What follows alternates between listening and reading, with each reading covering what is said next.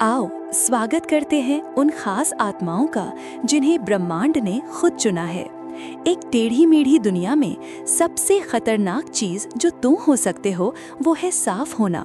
और यदि तुम इस पर विश्वास नहीं करते तो किसी ऐसे व्यक्ति से पूछो जिसने कभी भी अपने हाथ, अपनी अंतरात्मा और अपनी आत्मा को बेदाग रखने की हिम्मत की हो, जबकि वो धोखे में घुटनों तक गहरे लोगों से घिरा हो। ज्यादातर लोग एक शुद्ध हृदय को समझने में रुचि नहीं रखते। वे अपनी खुद की खामियों के बारे में बेहतर महसूस करने के लिए एक दोष खोजने के प्रति जुनूनी होते हैं, क्योंकि अच्छाई जब वो वास्तविक होती है तो उसके चारों ओर की हर नकली चीज को उजागर कर देती है। मजेदार तथ्य, मनोविज्ञान साबित करता है कि लोग स्वभाव रूप से उस पर अविश्वास करते हैं जो सच होने के लिए बहुत अच्छा लगता है। इसलिए नहीं कि ये है, बल्कि इसलिए क्योंकि ये उन झूठों को धमकी देता है जिनके साथ उन्होंने शांति बना ली है। और जब तुम उनकी दुनिया में चले, अपनी सच्चाई, अपनी शांत लचीलापन और एक साफ आत्मा के अलावा कुछ भी नहीं लेकर, तुमने उस नकलीपन के पारिस्थितिकी तंत्र को बाधित कर दिया। 1.5 साल तक तुम उनके सूक्ष्मदर्शी के नीचे रहे, जिज्ञासा से नहीं बल्कि इस हताश आशा से कि वे तुम में कुछ गलत पाएंगे। एक दोष, एक विरोधाभास, एक कांड, कुछ भी ये साबित करने के लिए कि तुम वो नहीं थे जो तुम दिखते थे। क्योंकि यदि तुम वास्तव में इतने ठोस थे तो इसका मतलब ये होगा कि उनके पास वैसे होने का कोई बहाना नहीं था जैसे वे हैं। और इतने समय के बाद, इतने देखने, साजिश रचने, उम्मीद करने के बाद उन्होंने कुछ नहीं पाया। यहाँ तक कि एक संदिग्ध ग्रुप चैट भी नहीं, यहाँ तक कि कोठरी के पीछे एक धूल भरा कंकाल भी नहीं। तुम ठीक वही थे जो तुम होने का दावा करते थे। और कुछ भी लोगों को एक ऐसे व्यक्ति से ज्यादा नाराज नहीं करता जिसे वे उजागर नहीं कर सकते। ये तब होता है जब एक साफ आत्मा एक गंदी दुनिया में जीवित रहती है। और आज हम इसके बारे में बात करने जा रहे हैं। नंबर 1, उन्होंने तुम्हें ये उम्मीद करते हुए अध्ययन किया कि वे एक ऐसा दाग पाएंगे जो उनकी अपनी गंदगी को सही ठहराता है। वे तुम्हें इसलिए नहीं देख रहे थे क्योंकि उन्हें परवाह थी। वे तुम्हें इसलिए अध्ययन नहीं कर रहे थे क्योंकि वे तुम्हारी प्रशंसा करते थे। सच तो ये है कि वे कुछ भी खोजने की उम्मीद कर रहे थे जो उस गंदगी को सही ठहराता जिसमें वे रहने के आदी हो गए थे। उस तरह के लोग तुमसे इसलिए नफरत नहीं करते कि तुमने क्या किया है। वे तुमसे इसलिए नफरत करते हैं कि वे ये साबित नहीं कर सकते कि तुमने क्या किया। उन्हें तुम पर एक दाग खोजने की जरूरत थी, क्योंकि यदि तुम वास्तव में उतने ही साफ थे जितने तुम दिखते थे तो इसका मतलब ये था कि उनके पास अपनी गंदगी के लिए कोई बहाना नहीं था। और 5 लंबे वर्षों तक उन्होंने तुम्हारे ठोकर खाने, झूठ बोलने, टूटने, किसी छिपे हुए दोष को उजागर करने का इंतजार किया जिसे वे दुनिया को बताने के लिए दौड़ सकते थे। ऐसा नहीं है कि उन्होंने सोचा था कि तुम पूर्ण थे, ऐसा है कि उन्हें तुम्हारी जरूरत थी कि तुम न हो। हर बार जब तुम चुप रहे, जब उन्होंने तुम्हें उकसाने की कोशिश की, हर बार जब तुम दूर चले गए जब तुम चिल्ला सकते थे, हर बार जब तुमने अपना सिर ऊंचा रखा जबकि वे तुम्हारी पीठ पीछे फुसफुसाते थे, इसने उन्हें पागलपन के थोड़ा और करीब धकेल दिया। क्योंकि यदि तुम गुप्त रूप से उनकी तरह एक सांप नहीं थे, यदि तुम उसी अंधेरे को नहीं छिपा रहे थे जिस पर वे घुट रहे थे, तो इसका मतलब ये था कि वे स्वेच्छा से वो बन गए थे जो तुमने होने से इनकार कर दिया था। और लोग सच्चाई का सामना करने के बजाय उसे नष्ट करना पसंद करेंगे। उन्होंने खुद को विश्वास दिला लिया कि तुम्हें इसका दिखावा करना होगा। कोई भी इतना बेपरवाह, इतना ठोस, इतना अविचलित नहीं हो सकता। उन्होंने तुम्हें नकली सच होने के लिए बहुत अच्छा, एक ढोंगी कहा। तुम्हारे किए किसी भी काम के कारण नहीं, बल्कि इसलिए क्योंकि तुम्हारे मात्र अस्तित्व ने उन्हें खुद के उन हिस्सों का सामना करने के लिए मजबूर कर दिया जिन्हें वे स्वीकार नहीं करना चाहते थे। तुम जितनी देर तक उस गड़बड़ में सीधे चलते रहे, उतनी ही ज्यादा वे तुम में कुछ बदसूरत खोजने के लिए हताश हो गए। ये जिज्ञासा नहीं थी, ये अस्तित्व था। उन्हें खुद को ये साबित करने की जरूरत थी कि अच्छाई एक मिथक थी, क्योंकि यदि तुम वास्तविक थे तो उनके बहाने, उनके विश्वासघात, उनकी कायरता का कोई बचाव नहीं होगा। और जब उन्होंने कुछ नहीं पाया तो उन्हें राहत महसूस नहीं हुई, ये क्रोध था। नंबर 2, तुम्हारी पवित्रता ने उनकी आत्मा में सड़ांत को उजागर कर दिया। तुम्हारी उपस्थिति सिर्फ कुछ ऐसा नहीं था जिसे उन्होंने नोटिस किया, इसने उन्हें उन तरीकों से अस्थिर कर दिया जिन्हें वे समझ नहीं सकते थे। तुम्हें एक शब्द भी कहने की जरूरत नहीं थी, और फिर भी तुमने किसी तरह लोगों को एक ही स्थान पर मौजूद रहकर असहज करने का प्रबंधन किया। ये अहंकार नहीं था, ये रवैया नहीं था, और ये निश्चित रूप से इसलिए नहीं था क्योंकि तुम कुछ भी गलत कर रहे थे। ये इसलिए था क्योंकि तुम्हारी साफ आत्मा ने हर उस चीज को उजागर कर दिया जिसे उन्होंने छिपाने की कोशिश की थी। जो झूठ उन्होंने कहे, जो नकली दोस्तियां उन्होंने बनाए रखी, जो डरपोक काम उन्होंने बंद दरवाजों के पीछे किए, वो सब थोड़ा बहुत स्पष्ट महसूस होता था जब तुम आसपास होते थे। लोग खुद को दूसरों से घेरना पसंद करते हैं जो उतने ही त्रुटिपूर्ण, उतने ही गंदे, उतने ही टूटे हुए हैं। ये उनके अपराध बोध को निगलना आसान बनाता है। लेकिन जब कोई कमरे में कदम रखता है जिसे अलग तरह से ले जाता है, जिसे लंबा होने के लिए दूसरों पर कदम रखने की जरूरत नहीं है, जो सिर्फ फिट होने के लिए क्रूर मजाक पर नहीं हंसता है, तो ये माहौल बदल देता है।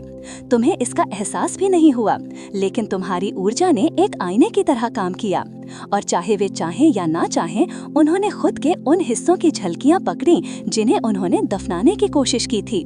इसीलिए वे तुम्हें देखते रहते थे, इसलिए नहीं कि उन्हें परवाह थी कि तुम क्या कर रहे थे, बल्कि इसलिए क्योंकि तुमने उन्हें ऐसी चीजें महसूस कराई जिनसे वे निपटने के लिए तैयार नहीं थे। वे खुद को अपने व्यवहार की तुलना अपने व्यवहार से करते हुए पकड़ लेते थे। दया का हर छोटा कार्य, हर बार जब तुमने अपना वचन रखा, हर क्षण जब तुमने स्थितियों को शुद्ध बदले के बजाय कृपा के साथ संभाला, ये एक याद दिलाता था कि वे भी अलग अलग विकल्प बना सकते थे। और कुछ भी इससे ज्यादा नहीं चुभता कि ये एहसास होना कि तुम्हारे पास किसी और के समान विकल्प थे, लेकिन तुमने निचला रास्ता चुना। तुम्हारा उन्हें ऐसा महसूस कराने का मतलब नहीं था, किसी को उजागर करना तुम्हारा मिशन नहीं था। लेकिन प्रकाश को खुद की घोषणा करने की जरूरत नहीं है, ये बस चमकता है, और अंधेरा हमेशा उसकी उपस्थिति में असहज महसूस करेगा। नंबर 3, वे तुम्हें समझना नहीं चाहते थे, वे तुम्हें बेनकाब करना चाहते थे। वे तुम्हें समझने की तलाश में नहीं थे, वे तुम्हें बदनाम करने का एक कारण ढूंढ रहे थे। उन्हें कुछ भी खोजने की जरूरत थी जो उन्हें अपनी अपनी कमियों के लिए हुक से दूर कर दे। यदि वे तुम्हें कुछ गलत करते हुए पकड़ सकते, यदि वे एक दोष को उजागर कर सकते, तो ये उन्हें अपनी गलतियों के बारे में कम दोषी महसूस कराता। लेकिन ये उस तरह से काम नहीं करता है ना? ऐसा नहीं है कि वे तुम्हारी कहानी में रुचि नहीं रखते थे, वे तुम्हें एक व्यक्ति के रूप में जानने की कोशिश नहीं कर रहे थे।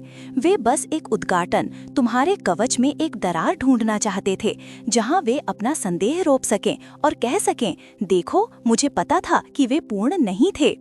उन्होंने सोचा था कि वे तुम्हें कुछ ऐसा में तोड़ सकते हैं जिसे वे नियंत्रित कर सकते हैं, कुछ ऐसा जो उतना ही गंदा था जितना वे अंदर महसूस करते थे। लेकिन यही एक साफ आत्मा के बारे में है। इसे बचाव की जरूरत नहीं है, इसे कुछ भी साबित करने की जरूरत नहीं है। तुम गर्व या रहस्यों की दीवारों के पीछे नहीं छिपे थे, तुम्हें बहाने या विक्षेपण के साथ अपने मूल्य को सही ठहराने की जरूरत नहीं थी। तुम अपनी सच्चाई में लंबे खड़े थे, और यही वो था जिसने उन्हें इतना असहज कर दिया। वे नहीं जानते कि किसी ऐसे व्यक्ति से कैसे निपटना है जो अनुमोदन के लिए हाथ पैर नहीं मार रहा है या लगातार अपनी खामियों को छिपाने की कोशिश नहीं कर रहा है। वे किसी ऐसे व्यक्ति के आदी नहीं थे जिसके पास कोठरी में कंकाल या ढकने के लिए कहानियां नहीं थी। तुम पूर्ण नहीं थे, लेकिन तुम्हें होने की जरूरत नहीं थी। तुम्हारे पास छिपाने के लिए कुछ नहीं था, और यही असली मुद्दा था। उनका जुनून तुमसे नहीं था, यह इस विचार से था कि शायद, बस शायद, तुम इस बात का जीता जागता सबूत थे कि खुद को धोखा दिए बिना जीवन में चलना संभव है, कि तुम्हें जीवित रहने के लिए झूठ बोलने, धोखा देने या हेरफेर करने की जरूरत नहीं थी। तुमने उन्हें एक दर्दनाक सच्चाई उजागर की। वे उससे कम के लिए बस गए थे जो वे हो सकते थे, और वे उस एहसास के साथ जीना नहीं जानते थे। तो उन्होंने गंदगी की तलाश की, उन्होंने दरारों की तलाश की, ये उम्मीद करते हुए कि वे तुम्हें फिसलते हुए पकड़ सकते हैं। लेकिन हर बार जब उन्होंने खोजा तो उन्हें केवल हर उस चीज का प्रतिबिंब मिला जिसे उन्होंने होने से इनकार कर दिया था, और यही वो था जिसने उन्हें उग्र बना दिया। नंबर 4, तुम उनके मुख कबूल करने वाले बन गए। उन्होंने सोचा था कि वे तुम्हारा अध्ययन कर रहे हैं, तुम्हारी हर हरकत का विश्लेषण कर रहे हैं, किसी भी विसंगति को खोजने की कोशिश कर रहे हैं जो उन्हें तुम्हें ठीक उनकी तरह का लेबल लगाने की अनुमति दे। जो बात वे देखने में असफल रहे वो ये थी कि तुम्हारे जीवन का विच्छेदन करने की उनकी अथक कोशिशों में वे वास्तव में अपने बारे में जितना उन्होंने कभी इरादा किया था उससे ज्यादा खुलासा कर रहे थे। उन्होंने तुम पर जो भी आरोप लगाया वो तुम्हारे कार्यों या चरित्र के बारे में नहीं था, यह उस अपराध बोध और शर्म का सीधा प्रतिबिंब था जिसे वे अपने भीतर छिपाने की कोशिश कर रहे थे। उन्होंने तुम में ऐसी चीजें देखी जिन्होंने उनकी अपनी असुरक्षाओं, उनके अपने छिपे हुए अंधेरे को ट्रिगर कर दिया और वे इसका सामना करने के लिए सहन नहीं कर सकते थे, तो उन्होंने इसे तुम पर प्रक्षेपित कर दिया। उन्होंने जो भी झूठी कहानी बनाई, उन्होंने तुम्हारे बारे में जो भी धारणा बनाई, वो सिर्फ उनका अपना अवचेतन था, उन चीजों को कबूल कर रहा था जिन्हें वे खुद से स्वीकार करने से बहुत डरते थे। उन्होंने तुम्हारी अखंडता देखी और इसे कमजोरी समझ लिया, क्योंकि दिल की गहराई में वे यही नहीं समझ सकते थे कि कोई धोखे को पुरस्कार करने वाली दुनिया में सच्चा कैसे रह सकता है। तो उन्हें एक ऐसी कहानी गढ़नी पड़ी जो उन्हें कम खतरा महसूस कराती। लेकिन वो कहानी तुम्हारे बारे में नहीं थी, यह उनकी अपनी विफलताओं की एक स्वीकारोक्ति थी। उस पवित्रता को नहीं संभाल सकते थे जिसे तुम मूर्त रूप देते थे, क्योंकि इसने उन्हें खुद के उन हिस्सों का सामना करने पर मजबूर कर दिया जिन्हें उन्होंने वर्षों से दफनाया था, और इसे अपना बनाने के बजाय उन्होंने इसे तुम पर प्रक्षेपित कर दिया। सच में तुम उनके मुख कबूल करने वाले बन गए। वे तुम्हारी माफी नहीं चाहते थे, वे बस ऐसा महसूस करना चाहते थे कि किसी तरह तुम पर आरोप लगाकर खुद को दोष मुक्त कर सकते हैं। जितना ज्यादा उन्होंने तुम पर गंदगी खोजी, उतना ही ज्यादा उन्होंने अपनी आंतरिक अराजकता का खुलासा किया। जितना ज्यादा उन्होंने तुम्हारी हर हरकत की छानबीन की, उतना ही ज्यादा उन्होंने ये स्वीकार करने में अपनी असमर्थता को उजागर कर दिया कि वे कौन बन गए थे। और जब वे तुम्हारे अतीत को खोद रहे थे, तुम्हें बदनाम करने का एक तरीका खोजने की कोशिश कर रहे थे, तो वे वास्तव में सिर्फ अपनी कब्र खोद रहे थे। वे कबूल कर रहे थे, तुमसे नहीं बल्कि खुद के उन हिस्सों से जो लंबे समय से इनकार में दबे हुए थे। नंबर 5, परीक्षा तुम्हारी नहीं थी, ये उनकी थी। 1825 दिनों तक उन्होंने तुम्हें एक आवर्धक कांच के नीचे देखा, ये विश्वास करते हुए कि तुम ही वो थे जिसका परीक्षण किया जा रहा था। उन्होंने सोचा था कि तुम मुकदमे पर थे, कि तुम्हारा हर कार्य, हर शब्द अपूर्णता के संकेतों के लिए, किसी भी बहाने के लिए, तुम्हारी बनाई गई छवि को छीनने के लिए छानबीन की जा रही थी। लेकिन जो बात वे नहीं समझ पाए वो ये थी कि ये तुम नहीं थे जिसका परीक्षण किया जा रहा था, ये वे थे। ब्रह्मांड तुम्हें ये देखने के लिए नहीं देख रहा था कि क्या तुम दबाव में टूट जाओगे, ये उन्हें ये देखने के लिए देख रहा था कि वे किसी ऐसी चीज पर कैसे प्रतिक्रिया करेंगे जिसे वे हेर-फेर, नियंत्रित या यहाँ तक कि समझ नहीं सकते थे। तुम्हारी अखंडता, वे किसी ऐसे व्यक्ति के साथ कैसा व्यवहार करेंगे जो एक ही गंदा खेल नहीं खेल रहा है। वे किसी ऐसे व्यक्ति की उपस्थिति को कैसे संभालेंगे जिसका दिल धोखे या स्वार्थी महत्वाकांक्षा से भरा नहीं है। वे किसी ऐसे व्यक्ति पर कैसे प्रतिक्रिया करेंगे जो सिर्फ मूल्यों के बारे में बात नहीं करता बल्कि वास्तव में उन्हें जीता है, तब भी जब दुनिया समझौते को प्रोत्साहित करती है। और बार बार वे असफल रहें, इसलिए नहीं कि तुम निर्दोष थे, बल्कि इसलिए क्योंकि उन्होंने तुम्हारी शालीनता को कमजोरी समझ लिया। वे ये नहीं समझ सकते थे कि कोई दूसरों को नियंत्रित करने या उनका फायदा उठाने के बिना दृढ़ और दयालु कैसे रह सकता है। उनके लिए तुम्हारा लचीलापन एक हमले की तरह महसूस हुआ। इसने उनके जीने के तरीके को, उन झूठों को जिन्हें उन्होंने अपनी विफलताओं को सही ठहराने के लिए खुद से कहा था, धमकी दी। तुम्हारी ताकत को अपने प्रति सच्चे रहने में देखने के बजाय उन्होंने इसे अपनी ऐसा करने में असमर्थता की याद दिलाते के रूप में देखा। उन्हें विश्वास था कि चरित्र का उपयोग तब किया जाना था जब ये सुविधाजनक हो, स्थितियों को हेरफेर करने का एक उपकरण, न कि एक नींव जिस पर खड़ा होना है जब तुम्हारे आसपास सब कुछ ढह रहा हो। लेकिन तुम अलग थे, तुम परिस्थितियों के आगे नहीं झुके, तुम तब नहीं मुड़े जब भीड़ का अनुसरण करना आसान था और जब वे तुम्हारे असफल होने का इंतजार कर रहे थे, तो वे ही थे जो हार गए, कड़वाहट में खो गए, ईर्ष्या में खो गए और अंततः उस परीक्षा को पास करने में अपनी विफलता में खो गए जो उनके सामने रखी गई थी। परीक्षा तुम्हारी नहीं थी, ये उनकी थी और वे अनुत्तीर्ण हो गए। नंबर 6, तुम्हारी साफ आत्मा पाखंड के सामाजिक अनुबंधों के लिए एक खतरा थी। एक ऐसी दुनिया में जहां हर कोई दिखावा करने के आराम के लिए बसता हुआ लगता है, तुम्हारी साफ आत्मा उनके अस्तित्व की नींव के लिए एक मलबे की गेंद की तरह थी। लोगों ने दिखावा करने के विचार के इर्द गिर्द पूरी सामाजिक संरचनाएं बनाई हैं। जब वे नहीं करते तो देखभाल करने का दिखावा करना, बंद दरवाजों के पीछे चुपके से साजिश रचते हुए वफादार होने का दिखावा करना, जब उनके कार्य एक अलग कहानी बताते हैं, धर्मी होने का दिखावा करना। ये अनकहे अनुबंध, मीडियोक्रिटी में रहने के लिए ये नाजुक समझौते वही हैं जो ज्यादातर लोगों को सहज रखते हैं। वे खुद को नंगे न्यूनतम करते रहने, जीवन के माध्यम से तटस्थ रहने और फिर भी जो वे तरसते हैं उस सत्यापन को प्राप्त करने की अनुमति देते हैं। लेकिन फिर तुम आए, तुमने सिर्फ दिखावा नहीं किया, तुम उन मानकों से जीते जिनके बारे में वे केवल बात करते थे, और ये एक खतरा था। वास्तव में शालीनता को मूर्त रूप देकर तुमने उनके आंतरिक विरोधाभासों और जो मुखौटा वे दुनिया के लिए पहनते थे उसके बीच बनाए गए नाजुक संतुलन को चकनाचूर कर दिया।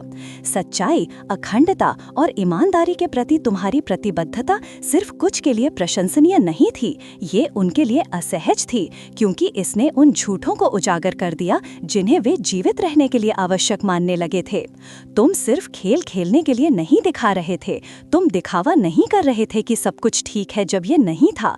तुमने नैतिक आलस्य या सुविधा का आसान रास्ता नहीं चुना, और ऐसा करके तुमने हर उस चीज को अस्थिर कर दिया जो उन्होंने सोचा था कि वे दुनिया के काम करने के तरीके के बारे में जानते हैं। हर बार जब तुम गपशप नहीं करते, हर बार जब तुम चुप रहते, जब वे उम्मीद करते थे कि तुम उनके फैसले में शामिल होगे, हर बार जब तुमने अपने मूल्यों से समझौता करने से इनकार कर दिया, तो तुम उनके सामाजिक अनुबंधों की नींव को काट रहे थे। ये उनके अपने पाखंड के सामने एक आईना रखने जैसा था, और कोई भी जो वे देखता है उसे पसंद नहीं करता जब वे उस तरह के प्रतिबिंब में घूरते हैं। तुम्हारी साफ आत्मा ने सिर्फ उनके कार्यों को चुनौती नहीं दी, इसने उनके जीने के तरीके को ही चुनौती दे दी। इसने उन्हें ये एहसास कराया कि वे दिखावे की दुनिया में जी रहे थे, और शायद, बस शायद, उन्हें ऐसा करने की जरूरत नहीं थी। लेकिन बदलने के बजाय वे तुम्हें बहुत अच्छा होने का आरोप लगाना पसंद करेंगे, क्योंकि यह अपनी अखंडता की कमी का सामना करने से आसान है। नंबर 7, वे चुपके से उस वजन से ईर्ष्या करते थे जो तुम बिना टूटे उठा सकते थे। उन्होंने देखा कि तुम कितना ढोते थे, तुम्हारे कंधों पर कितना भारी वजन था, और वे ये नहीं समझ सकते थे कि इसने तुम्हें क्यों नहीं तोड़ा। उन्होंने देखा कि तुमने विश्वासघात के बाद विश्वासघात को सहा, उस अलगाव को सहा जो ज्यादातर को कुचल देता, और अदृश्य बोझ ढोए जिन्हें कोई नहीं देख सकता था। फिर भी तुम लड़खड़ाए नहीं, तुम गुफा में नहीं गए, तुम मदद के लिए नहीं चिल्लाए या दबाव में नहीं टूटे, और इसने उन्हें डरा दिया। ये तुम्हारी पूर्णता नहीं थी जिसने उन्हें परेशान किया, ये तुम्हारा अस्पष्ट लचीलापन था। उस लेंस का वास्तुकार वे नहीं थे, ये स्रोत ही था।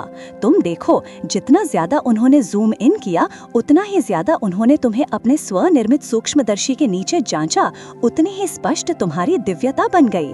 हर उस दोष के साथ जो उन्होंने सोचा था कि उन्होंने पाया, तुम्हारे मूल्य को कम करने के हर प्रयास के साथ तुम्हारा सच्चा सार केवल और चमकीला चमकता गया। जो बात वे नहीं समझ पाए वो ये थी कि वे सिर्फ एक इंसान को नहीं देख रहे थे, वे कुछ महान, कुछ दिव्य के प्रतिबिंब को देख रहे थे। और जितना ज्यादा उन्होंने तुम्हें नीचे गिराने की कोशिश की, उतना ही ज्यादा उन्होंने तुम्हारी असली कौन और क्या थे उसकी अपनी सीमित समझ को उजागर कर दिया। वे तुम पर गंदगी खोजने पर इतने केंद्रित थे कि वे उस पवित्रता को नोटिस करने में असफल रहे जिसे वे घूर रहे थे। जितना ज्यादा उन्होंने बढ़ाया, उतना ही ज्यादा उन्होंने अपनी अज्ञानता और अपनी संकीर्ण दृष्टि से परे देखने में अपनी असमर्थता को उजागर कर दिया। उन्होंने सोचा था कि वे तुम्हारी खामियों को इंगित करके तुम्हें तोड़ सकते हैं, लेकिन उन्होंने केवल उनके अस्तित्व की सच्चाई को समझने में अपनी अक्षमता को उजागर किया। उन 1825 दिनों के अंत तक एकमात्र गंदगी जो बची थी वो उनके अपने प्रतिबिंब में थी। उन्होंने वो सारा समय तुम में गंदगी खोजने में बिताया था और उन्होंने केवल उस दिव्यता को देखने में अपनी अक्षमता पाई जिसे वे इतनी डेस्परेटली से नष्ट करने की कोशिश कर रहे थे। अंत में तुम सिर्फ उनकी छानबीन से नहीं बच रहे थे, तुम इससे परे विकसित हो रहे थे। तुम्हें कम करने, तुम्हें तोड़ने, तुम्हें बदलने के हर प्रयास ने केवल तुम्हारे भीतर रखी गई शक्ति और कृपा को प्रकट करने का काम किया। जब उन्होंने हेरफेर, विकृत करने और तुम्हें नीचे गिराने की कोशिश की तो तुम केवल और मजबूत और अधिक परिभाषित और अपने उद्देश्य में और अधिक निहित हो गए। जो बात वे समझने में असफल रहे वो यह थी कि तुम्हें उनके अंधेरे में खींचने की उनकी कोशिशों ने केवल तुम्हारी रोशनी को और चमकीला बना दिया। तुम्हारा मतलब कभी भी उनके संकीर्ण विचारों या उनके टूटे हुए प्रणालियों में फिट होना नहीं था। तुम्हारा मतलब कुछ महान, कुछ और पवित्र के वसीयतनामा के रूप में खड़ा होना था। तुम मुकदमे पर नहीं थे, वे थे। और जब उन्होंने तुम्हें एक सूक्ष्मदर्शी के नीचे जांचने की कोशिश की तो वे इस तथ्य से चूक गए कि एकमात्र चीज जिसे वे वास्तव में उजागर कर रहे थे वो थी तुम्हारी आत्मा की गहराई को समझने में उनकी अपनी असमर्थता।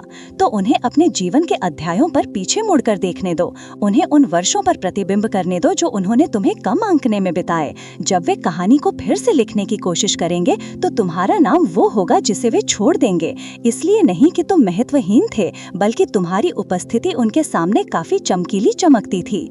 तुम दुनिया के अपेक्षाओं के आगे नहीं झुके और यही तुम्हारी ताकत थी। तुमने खुद के प्रति सच्चे रहने, अपने दिव्य स्वर के प्रति, चाहे उन्होंने तुम्हें अपनी अराजकता में कितना भी घसीटने का प्रयत्न किया हो। अंत में ये उनका निर्णय नहीं है जो तुम्हें परिभाषित करता है, बल्कि प्रामाणिक रूप से जीने, तुम्हारे आसपास की दुनिया से अविचलित रहने के प्रति तुम्हारा अपना अटूट समर्पण है। ब्रह्मांड वो देखता है जो वे नहीं देख सके, ये तुम्हारे भीतर के दिव्य को पहचानता है और वही मेरे दोस्त वही है जो वास्तव में मायने रखता है।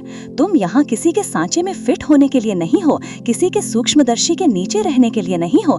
तुम यहाँ इन सब से ऊपर उठने, लचीलेपन, अखंडता और शक्ति के शुद्धतम रूप के एक उदाहरण के रूप में चमकने के लिए हो, और कुछ भी नहीं। कोई भी छानबीन या प्रक्षेपण कभी भी उसे नहीं बदलेगा।